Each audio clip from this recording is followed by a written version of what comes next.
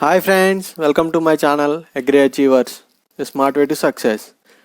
Already I have uploaded 7 parts of agronomy and it is the 8th part which deals with the agronomy. And in this part very important, let's start video and components of watershed management program. And in the previous video I have shown you what is the watershed and I have given explanation about the watershed, and these are the components of watershed management program. The main components of watershed program are soil and water conservation, water harvesting, crop management and alternate land use system. And we have to see in detail the topics soil and water conservation measures and what we have to do to conserve the soil and water. These measures coupled with water harvesting help to improve the moisture availability in the soil profile and surface water availability for supplement irrigation. Permanent treatments, hardware treatments, semi-permanent treatments, medium software treatments and temporary treatments. These are the three types for the conservation of soil and water. So we are going to see the in detail of these three types. These are the permanent measures. These measures are provided for improvement of relief, physiography and drainage features of watershed, aimed at controlling soil erosion, regulating surface runoff and reducing peak flow rates. Bunds, terraces and waterways are the permanent measures in watershed management projects. What are the waterways? Both with and without vegetation, grassed waterways for self-disposal of runoff water. Bunds. Bunds are different types. Contour bunds are much suitable for low rainfall areas where the rainfall is less than 600 mm and in permeable soils having slope up to 6%. See friends, contour bunds are permissible for the soil which are having the slopes up to 6%. Graded bunds suitable for high rainfall areas where the rainfall is more than 600 mm and for poor permeable soils having 2 to 6% slopes. Here the slope is very important. For the contour bunds, what is the slope they ask, and it is 6%. Here terraces, bench terracing, very important. Bench terracing suitable for soils having slope 16 to 33%. Bench terracing is very important. In the 2018 IBPS SO also this question is asked, what is the slope for bench terracing? It is 16 to 33%. Bench terraces reduce both slope length and degree of slope. Semi-permanent measures. These are usually interbund treatments where field sizes are large in conventionally bunded areas. Small section or key line bunds. A small section bund may be created across the slope at half of the vertical bund spacing, which needs to be renovated at an interval of 2 to 3 years. Strip leveling. Strip leveling is nothing but leveling of about 4 to 5 meter strip of a land above the bund across the major land slope help in reducing the velocity of surface flow. Strip leveling can be done by running blade harrow at an interval of 2 to 4 years. Live beds. 1 or 2 live beds of 2 to 3 meters width on contour or on grade also serve the purpose. The vegetation on the beds may be annual or perennial or both. Vegetative or live barriers. 1 or 2 barriers of close growing grasses or legumes along the bund and at mid length of the slope can filter the runoff water or slow down over land flow. Kush grass is widely recommended as vegetative barrier. Here the important question, kush grass, which is widely recommended as vegetative barrier. Temporary measures or software treatments. These are the simple treatments for in situ moisture conservation and needs to be remade or renovation energy every year. Simple practices like contour farming, compartmental bunding, broad bed and furrows, dead furrows, tillage and mulching have gained wide acceptance in the recent past. What is water harvesting? The water harvesting structures and the use of harvested water for life-saving irrigation in watershed areas. Crop management.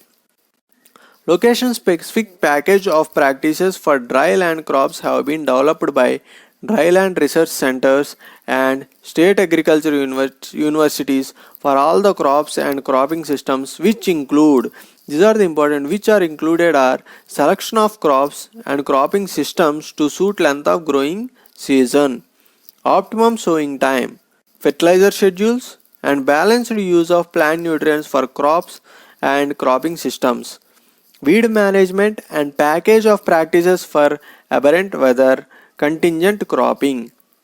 These are the important points, and the question came from here: which are the following are not a crop management practices? And the contingent cropping is also an important technique, and they give an contingent cropping. Instead of contingent cropping, they have to give multi-stored cropping. You have to keep answer as multi-stored as the wrong selection, right? Land use classification, land capability classification.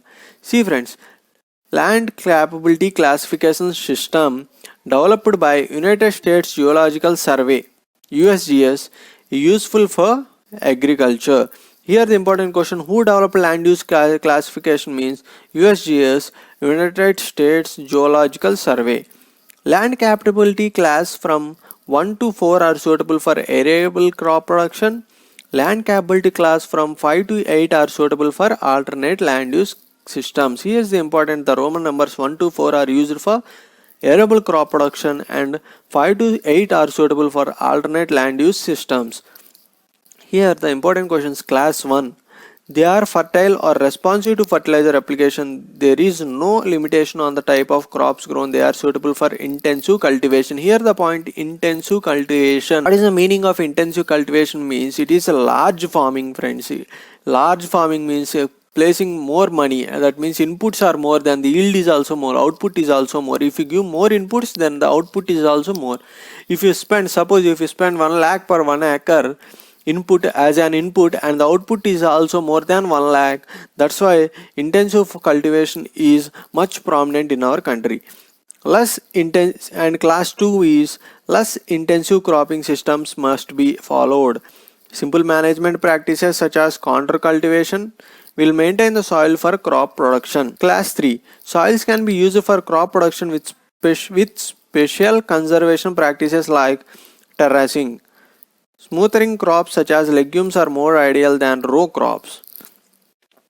And see friends, here we observe this: after increasing the Roman numbers, the soil capacity is reducing. You have to observe this. In class 4, these land should be used for close growing crops or grasses with special soil conservation practices. And class 5, up to class 4 we have seen about arable crops. Now here it is alternative land use systems we have to use from class 5. These soils generally not suitable for grain crops due to limitations such as rocky soils, faded areas with no drainage facilities. Pastures can be improved on this class of land. And for class 6, these soils are suitable for growing grasses and forest trees. Limitations are same as those for class 5, but they are more rigid. Their use may be restricted to woodland or wildlife. And for class 7, these have severe limitations even for growing grass and forest trees. They are step soils of extremely shallow depth used for woodlands and wildlife. And class 8, not suitable for forest trees and grasslands. It is not useful for forest trees and grasslands as they are steep, rough, stony mountains. Land use is restricted to recreation, wildlife, etc. That's only. And here I have given the image, exact image. See friends, here with colors also. You have to remember the colors, very important, because the colors are much more important. Right friends, the colors are very important. That's why I have given with colors. And class 1 here land, here you see the class 1 land here, it is light green in color. And class 2 is yellow in color. Right friends, and class 3 and class 4 here, see land is blue in color, and here the class 3, sorry, here the class 3 is red in color, but here given the violet. So here the class is red in color, class 3, and class 4 is blue in color. Right, as class 5 it is dark green color. Here given class 1 is light green and class 5 is dark green. And class 6 is here, the class 6 land is here, it is orange in color. And class 7 is brown in color, and class 8 is pink in color. Here the coloration, except this class 3, the color is not given correctly. It is red in color, but it's given blue, so sorry, it is red in color, class 3. Okay friends, you have to remember that the question comes, the color for class 2 lands in land classification, land capability classification is dash, then your answer must be yellow. Soil and water conservation measures in watershed areas. In situ soil moisture conservation practices. Storage of rainfall or rainwater at the place where rainfall occurs for its effective usage is known as in situ moisture conservation. The different in situ moisture conservation practices which result in change in land configuration as follows. Ridge and furrows. The field must be formed into ridges and furrows. Furrows of 30 to 45 centimeters width and 15 to 20 centimeters height are formed across the slope. Here the ridges are formed, and the ridges are formed here. We know that ridges and furrows, that is up and down like a waves. So those are formed. Tide ridging. It is a modification of the above system of ridges and furrows, wherein the ridges are connected or tied by a small bund at 2 to 3 meters interval along the furrows to allow the rainwater collectively in the furrows, which slowly percolated into the soil profile. Here very important BBF system, broad bed furrows. This practice has been recommended by ICRISAT. Who recommended this practice, friend? BBS system. It is by ICRISAT. Where ICRISAT is present? It is situated at Hyderabad. When will be ICRISAT is established? It is established in the year 1972. Right friends, here the very important points came from a single letter, ICRISAT. Okay. For vertisols means nothing but black soils in high rainfall areas where rainfall is more than 750 mm, that means rain-fed areas. When runoff occurs, its velocity will be reduced by beds and infiltration opportunity time is increased. Broadbed furrows has many advantages over other methods. It helps in moisture storage, safely dispose of surplus surface runoff without causing erosion, provide better drainage facilities, facilitate dry seedling. It can accommodate a wide range of crop geometry, that is close as well as wide row spacing. It is suitable for both sole cropping and intercropping systems. Sowing can be done with seed drills. Dead furrows. No crop is raised in the furrow. Dead furrows is nothing but in the word itself dead, that means in that furrow no crop is grown. The dead furrows can also be formed between two rows of the crop before the start of heavy rains. It can be done with wooden plough, mostly in red soils. The dead furrows increase the infiltration opportunity time. Compartmental bunding. They are useful for temporary impounding of rainwater, which facilitates high infiltration resulting in high moisture storage in the soil. The compartmental bunding is used for facilitating high infiltration resulting in high. Why this compartmental bunding means? To conserve the moisture and provide high infiltration rate in the soil. Recommended for black soils with a slope of 0.21%. Maize, sunflower, sorghum perform well in this type of bunding. Scooping. Very important question, scooping. We have used this word, seen these words many times. Scooping, the soil surface to form small depressions or basins helps in the retain rainwater on the surface for longer period. Zinc terracing or conservation bench terracing. See friends, already we have seen a bench terracing where the slope is more than 16 to 33%. I have said this point previously, so that point is not included here.